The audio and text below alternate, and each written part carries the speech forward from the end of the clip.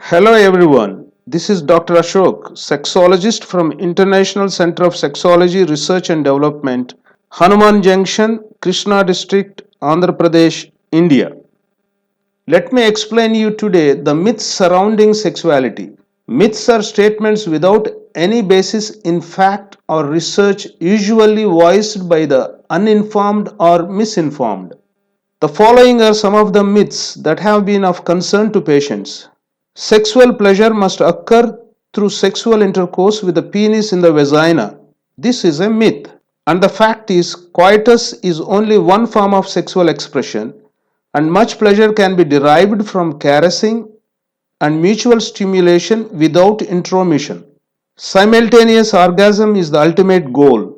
This is a myth. And the fact is, most individuals enjoy their partner's response to orgasm and can then proceed in a relaxed fashion to give themselves up totally to their own sensations. Arousal is automatic if both partners love each other. This is a myth. And the fact is, although love is the best known aphrodisiac and arousal is usually spontaneous, there are times when one or other partner is not responsive and many extraneous factors can inhibit arousal. Men know precisely how to arouse women. This is a myth. And the fact is, this is one of the most destructive sexual myths because it makes women feel they have to grin and bear what their partner does and that it would be an impertinence to guide him lest he take affront about his masculine prowess. Permission to do this is one of the fundamentals of sex therapy. Each woman has unique responsivity and only knows what she feels and enjoys at a particular time. Her partner cannot divine her needs and can know only if she tells or shows him. The man's role is active and the woman's passive. This is a myth. And the fact is, this leads to awkwardness if the woman feels that it is wrong ever to take the initiative or stimulate her partner or guide him in stimulating her, which both would enjoy. Women respond and should reach orgasm as quickly as men. This is a myth. And the fact is, this is not usual and trying for it can inhibit the woman's response. It is wrong, perverted, or unhealthy to have oral sex. This is a myth. And the fact is, anything a couple do to increase their pleasure is normal, provided that it is acceptable to both and does not hurt or degrade either partner. The intensity of orgasm is greater for women during manual or oral stimulation than during coitus. The ingestion of vaginal lubrication or of semen is harmless. There is currently a question mark over whether the human immunodeficiency virus can be transmitted in this way. Masturbation is wrong and may cause ill health. This is a myth. And the fact is, there is no evidence that masturbation affects health adversely. Women who are orgasmic through any means, including masturbation, before marriage, often have less difficulty experiencing orgasm with their partner after marriage. Women who have no orgasmic experience have more difficulty becoming orgasmic with a partner. The man must have a big penis to satisfy a woman. This is a myth. And the fact is, the size of the penis is as inconsequential as hand or foot size.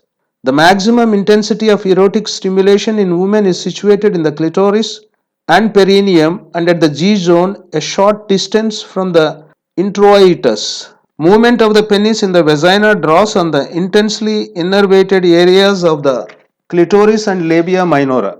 The vaginal walls are elastic and accommodate the penis, and the delusion that penile size is related to sexual adequacy is a phallic misconception, as the intensity of arousal is not dependent on the size of the penis. The marked variation in size of the flaccid penis between men is less apparent in erect state because a greater increase occurs during erection in the smaller penis. The circumcised penis is more easily aroused as the glans is exposed, and circumcised men have more difficulty in controlling premature ejaculation. This is a myth, and the fact is, There is no difference between sexual arousal in circumcised and non-circumcised men, as the foreskin draws back during erection gives the same exposure. Men must always ejaculate during coitus. This is a myth. And the fact is, older men do not ejaculate with every coital act. Men over 50 are finished sexually. This is a myth. And the fact is, it takes longer to attain an erection.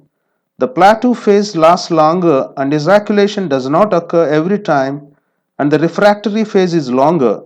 But sexual activity can be continued and enjoyed fully and is enhanced by regular sexual activity with an interested and interesting partner. Men who have a prostatectomy are finished sexually. This is a myth.